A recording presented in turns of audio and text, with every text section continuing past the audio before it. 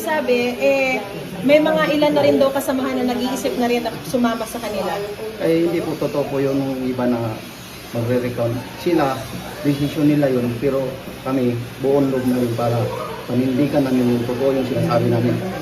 Masasabi ko lang sa kasama ko, sana naisipan nyo mabuti yung sinasabi nyo. Ang masasabi ko, top voluntary, top retired ka na Marines. Pero anong ginawa mo? Nagpadala ka sa pera. Sana naisipan mong mabuti yung kasama mo. Na naikayat mo silang tatlo. Na kayo ang nag-usap-usap na bumaliktad kayo. Yun lang naman. Kanino nyo sinasabi yan? To Sa- whom is this addressed?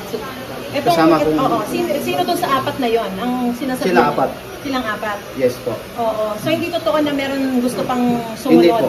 Sila Oo. lang po yung nagdesisyon na Yung sinasabi niya na may financial assistance na binigay sa inyo, in-offer sa inyo, hindi totoo yun? Hindi po. Wala pong Pero ngayon, may ino-offer sa inyo? Ano yung sinasabi mo? mayroon na- pong in-offer sa amin para sa kabila po. Para bumaliktad? Yes po. Magkano?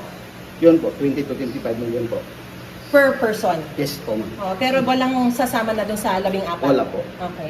Thank Okay. you. Anong name niyo, Sir George Villalon. Villalon? Thank you. First name?